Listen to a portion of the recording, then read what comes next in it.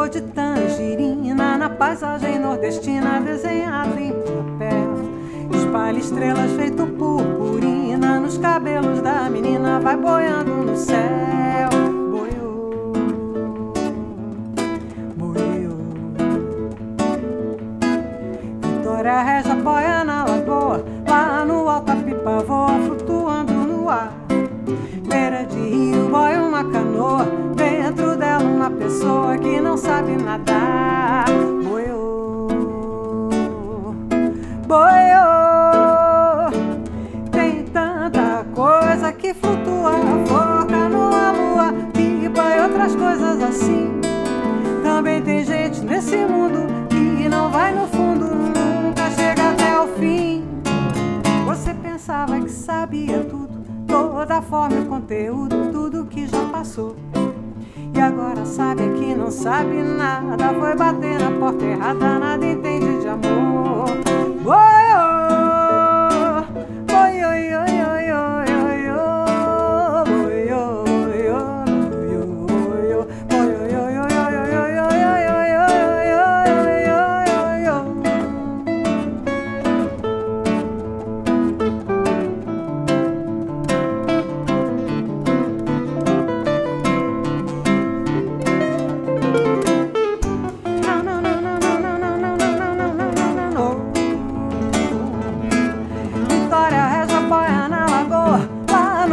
Pipa voa flutuando no ar, beira de rio, boia uma canoa e dentro dela uma pessoa que não sabe nadar. Boiô, boiô, boiô, boiô, boiô, ioiô.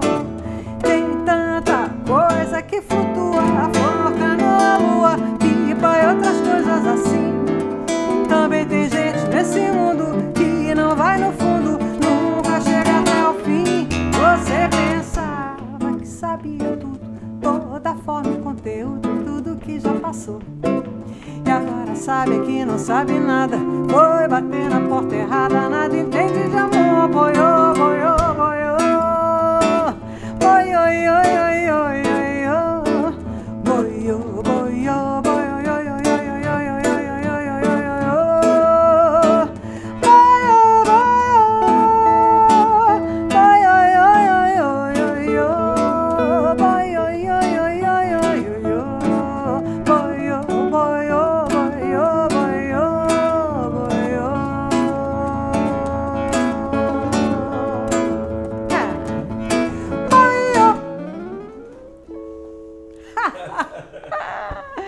Ai, que ótimo! Assim que é bom. Joyce, assim, a gente tocando, você tocando assim, Revendo Amigos, essas coisas, a gente e o disco feminino, as coisas, me lembram muito o seguinte: quando eu comecei a tocar, eu tinha um duo com a Zélia Duncan, que a gente fazia voz e violão. E era uma delícia, assim, por... No tempo que ela era Zélia Cristina? Zélia Cristina ainda, exatamente. E a gente curtia muito, assim, a gente fazia umas coisas de fazer uns popurri, sabe, emendava uma música na outra e tal. E do teu trabalho a gente tinha vários hits, que a gente chamava, pô, a gente tem hits aqui, toda música que a gente tocava e as pessoas adoravam, né? E agora, porque você tem feito uma carreira internacional mais forte. Às vezes fica um negócio meio esquizofrênico, porque tem um disco que saiu lá fora e aí tem que esperar 2, 3 anos para o disco sair aqui, porque aí tem questões contratuais, aí segura o disco, aí o disco... Eu nunca consigo lançar o disco... Simultaneamente. Ao mesmo tempo, em todos os lugares. É muito complicado, porque... eu fico tendo essa vida dupla, sabe? Identidade secreta do Batman. Então, eu não consigo fazer um lançamento de um disco que sai ao mesmo tempo em todos os territórios, porque sempre tem essas questões contratuais, né? Mas a gente está produzindo muito. Eu tenho acompanhado, assim, né? Acompanho pelo Facebook, ou então pelo teu site. Vejo que você está sempre rodando. No Japão você vai sempre, né? Japão eu vou todo ano. Todo ano eu faço Blue Note lá, já sou aliás, regular. Blue Note temos aqui, ó. Blue Note, pois Blue é. Note. Então, a gente sempre toca lá, já tem, quer ver? Tem 25 anos que eu toco lá direto, assim, todo ano. E a Europa também você tem feito bastante. Eu vi que esse ano você deu um giro bom e tal. Eu faço sempre Europa, faço Estados Unidos, Canadá. Enfim, a gente viaja muito. A música viaja bem, né? Que bom, a música né? viaja muito bem. A música brasileira é muito bem recebida. Você sabe disso porque você também viaja tanto quanto eu. Então você sabe como é que é o negócio. Tem uma ânsia pela música que a gente faz. Esse ano agora é uma coisa engraçada porque, como eu te falei, eu me formei em jornalismo e tal, né? Mas eu tinha também vontade de estudar música nessa época. Eu tinha estudado violão clássico, tinha estudado teoria, mas não havia escolas de música no Brasil para música popular. A opção para mim era ir para música erudita, que não era o que eu estava a fim de fazer, né? Tinha a Escola Nacional de Música, muito boa, muito legal, mas era totalmente voltada para um outro mundo, né? E aí eu fiquei anos e anos assim, com essa ideia, puxa, eu gostaria e tal, de ir para uma universidade que eu pudesse estudar. Só que aí eu casei, eu engravidei, eu tive filhos, a carreira aqui começou a andar e várias coisas aconteceram que nunca rolou. Isso ficou aquela coisa faltando, né? Quando chega esse ano agora, a Berklee me convida para ir lá. Para dar aula. Para ir lá dar aula e mostrar minhas músicas, e eles vão fazer um programa uma noite toda com as minhas músicas lá, com os formandos. É um negócio super legal. E eu já dei aula também na Dinamarca, no conservatório, lá várias vezes.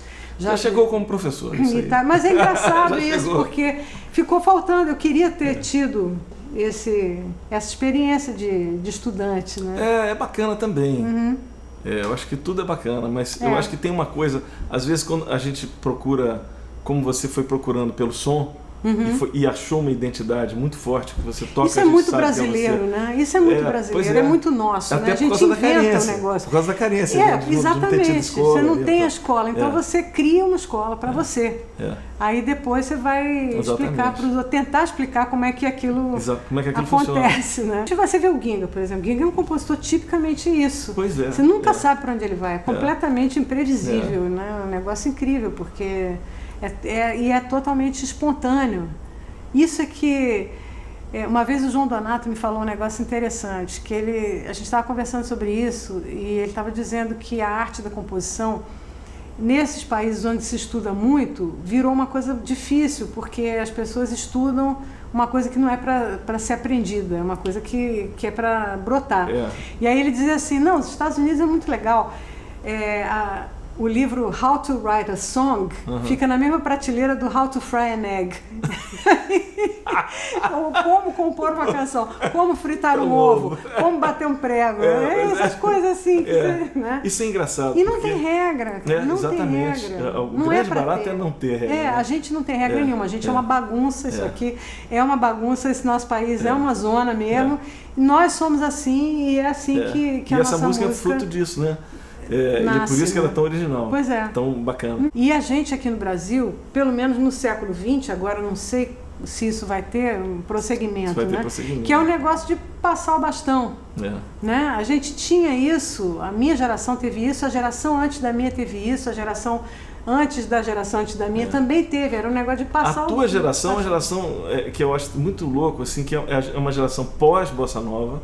Sim, né? que cada um foi para um lado, mas todo mundo nasceu ali. Exatamente. Né? E que teve no Brasil uma época assim de uma confusão também, porque entraram várias o pós-bossa nova no Brasil teve a coisa da influência do rock and roll.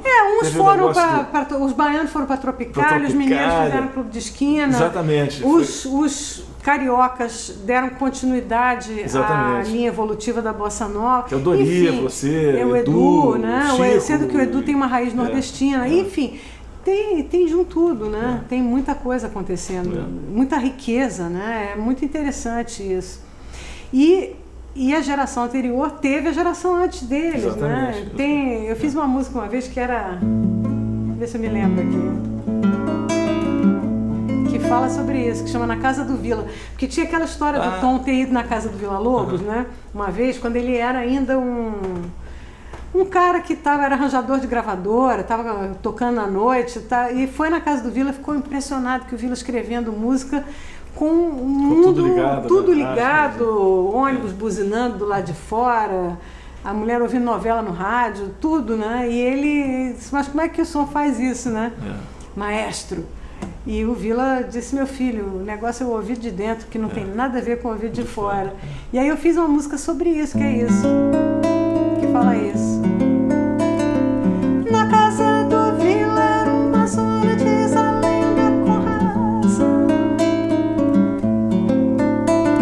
Com rádio, com novela e com vitrola atrapalhando a criação. Nem por isso digno o maestro alguma vez se perturbou.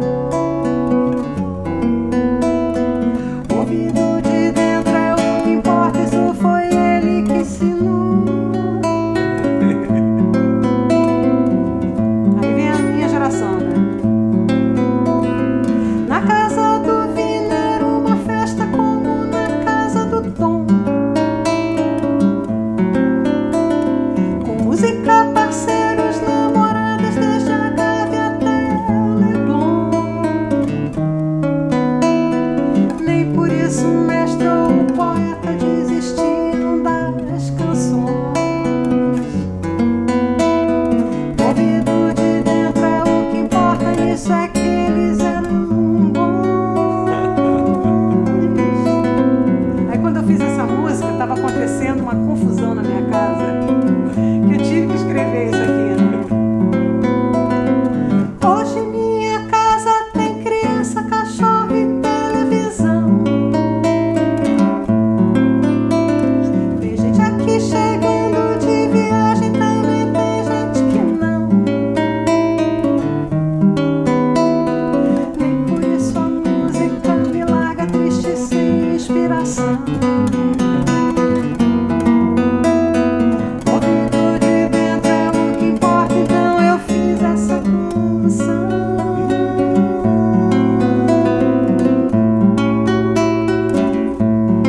Fiz essa canção.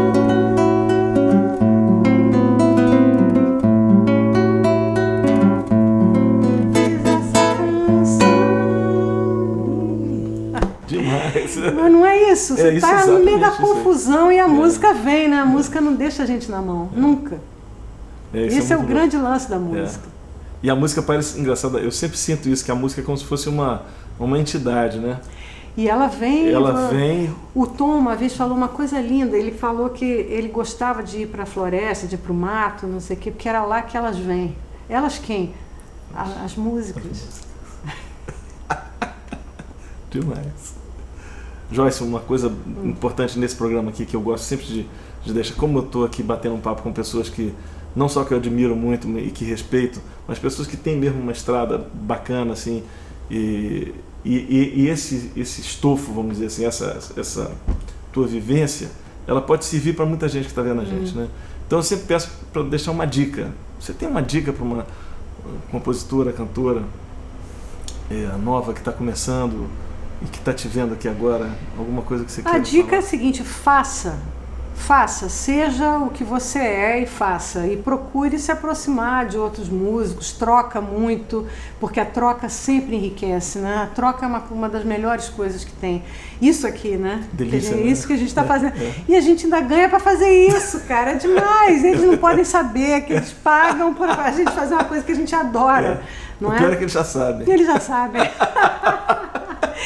Mas a dica é essa, a dica é não desistir, os percalços são muitos, o caminho é, como diz a Chapeuzinho Vermelha, a estrada é longa, o caminho é deserto, mas é isso aí, a gente tem que seguir em frente, porque a música nos salva, a música é saúde, a música é o que salva a gente, no mundo que a gente está hoje, então o mundo precisa muito de música, seriamente, Bacana. E o Brasil então...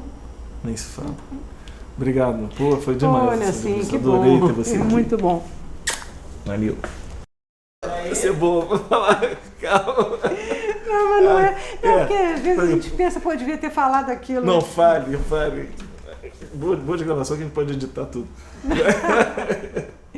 Que o melhor, posso dizer? Claro. Então, o melhor conselho que eu posso dar para elas é o seguinte: não aceitem conselho de ninguém. Quando vier aquele cara da gravadora, aquele produtor, então você sabe o que você quer, Pronto, você não precisa de conselho nenhum. Vai por mim, vai na sua.